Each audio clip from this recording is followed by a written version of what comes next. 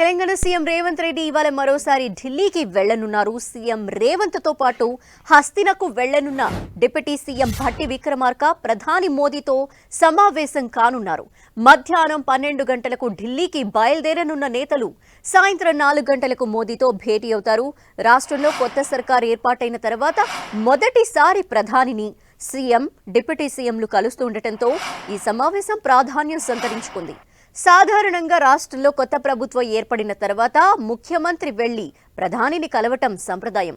దీన్ని రేవంత్ కూడా కొనసాగిస్తున్నారు.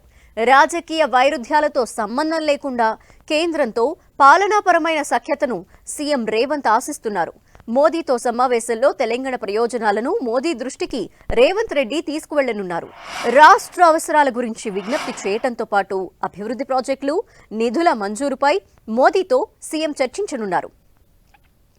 ఏపీ విభజన చట్టంలో కేంద్ర ప్రభుత్వం ఇచ్చిన హామీలతో పాటు రాష్ట్రానికి రావాల్సిన వివిధ రకాల గ్రాంట్లను ప్రధానికి వివరించే ఛాన్స్ ఉంది. విభజన చట్టంలో రాష్ట్రానికి ఇచ్చిన హామీలు ఇప్పటి వరకు అమలు కావటం లేదు. తెలంగాణలోని కాజీపేటలో రైల్వే కోచ్ ఫ్యాక్టరీని, బయ్యారంలో స్టీల్ ప్లాంట్ని ఏర్పాటు చేస్తామని అప్పటి యూపీఏ ప్రభుత్వం ఇచ్చిన హామీ నెరవేరలేదు. వీటిని ప్రధాని వద్ద ప్రస్తావించే అవకాశం ఉంది. ఇక రీజనల్ రింగ్ రోడ్, పాలమూరు రంగారెడ్డికి జాతీయ హోదా, ఎఫ్ఆర్బిఎం నిబంధనలు సడలించి మరిన్ని రుణాలు తీసుకునే అవకాశం కల్పించాలని ప్రధానిని సీఎం కోరే అవకాశం ఉంది. ఇక తెలంగాణ సీఎం అలాగే డిప్యూటీ సీఎం ప్రధానిని కలిసేందుకు ఢిల్లీ వెళ్లబోతున్నారు. దీనికి సంబంధించి కంప్లీట్ డీటెయిల్స్ మా ప్రతినిధి గోపి అందిస్తారు. గోపి,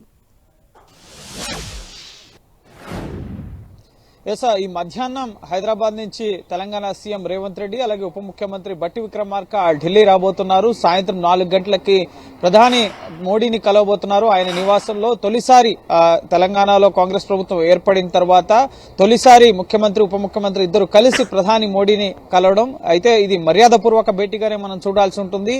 ఏ రాష్ట్రంలో ఏ ప్రభుత్వం ఏర్పడినా సరే ఆ రాష్ట్ర ముఖ్యమంత్రుల్ని ప్రధాని అభినందించడం జరుగుతుంది. రాష్ట్ర అభివృద్ధికి సహకారం అందిస్తామని చెప్పడం జరుగుతుంది. అలాగే మర్యాదపూర్వకంగా కూడా ఆయా రాష్ట్రాల ముఖ్యమంత్రులు ప్రధాని కలుస్తుండడం జరుగుతుంది. సో ఇందులో భాగంగా తొలిసారి ఈరోజు రేవంత్ రెడ్డి అలాగే భట్టి విక్రమార్క ప్రధాని మోడీని కలిసి మర్యాదపూర్వకంగా కలిసి రాష్ట్ర అభివృద్ధికి సహకారం అందించాలి.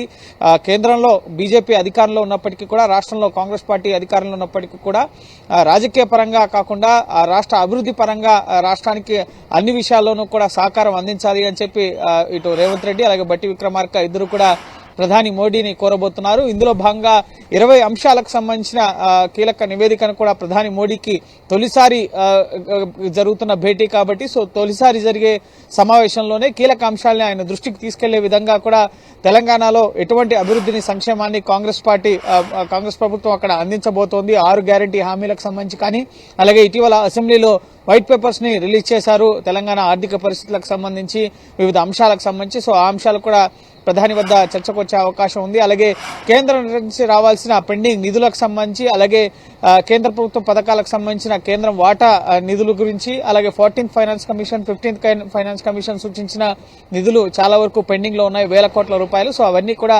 త్వరగా విడుదల చేయాలని చెప్పి కూడా ఇటు ప్రధానిని కోరే అవకాశం ఉంది. అలాగే రీజనల్ రింగ్ రోడ్ ఏర్పాటుకు సంబంధించి జాతీయ రహదారుల విస్తరణ, అలాగే కొత్త రహదారులను నిర్మించడం.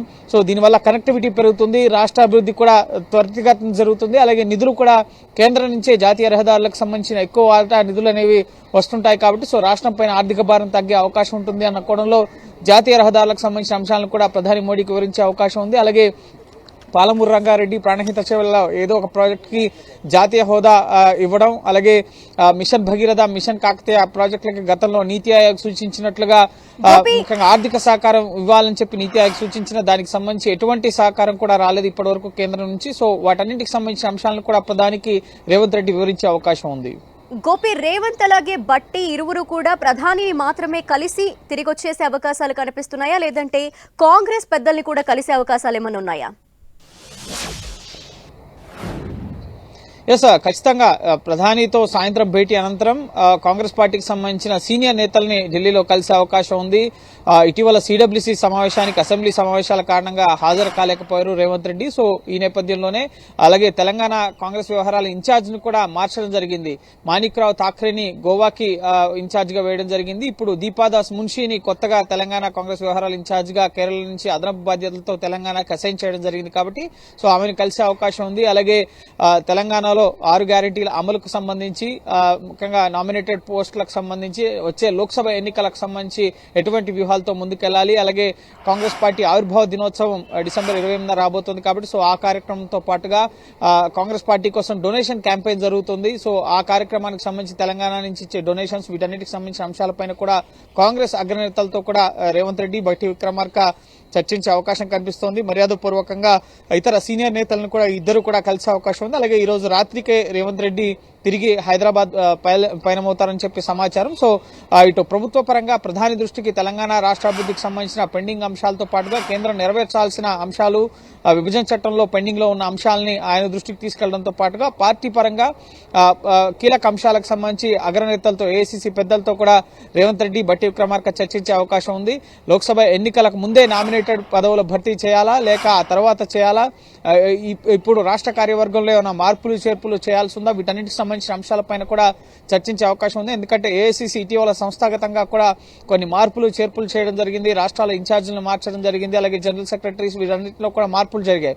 సో రాష్ట్ర కార్యవర్గానికి సంబంధించి ఇప్పుడు ప్రభుత్వ పదవుల్లోకి కీలక నేతలు వెళ్లారు. కాబట్టి పార్టీ పదవుల్ని కొత్త వారికి అప్పగించడం, గ్రౌండ్ లెవెల్లో లోక్సభ సార్వత్రిక ఎన్నికలకు ముందు పార్టీని బలోపేతం చేసే దిశగా ఎటువంటి చర్యలు తీసుకోవాలి, వీటన్నిటికి సంబంధించిన అంశాలపైన కూడా అగ్రనేతలతో రేవంత్ అలాగే బట్టి విక్రమార్క చర్చించే అవకాశం ఉంది. సో ఈ రోజు రాత్రికైతే రేవంత్ పర్యటన ముగియబోతున్నట్లుగా తెలుస్తుంది. సో బట్టి ఇక్కడే ఉంటారా, ఇంకా ఎవరైనా కలుస్తారా అనేది కూడా ఈ రోజు సాయంత్రానికి ఒక క్లారిటీ వచ్చే అవకాశం ఉంది. థాంక్యూ గోపి.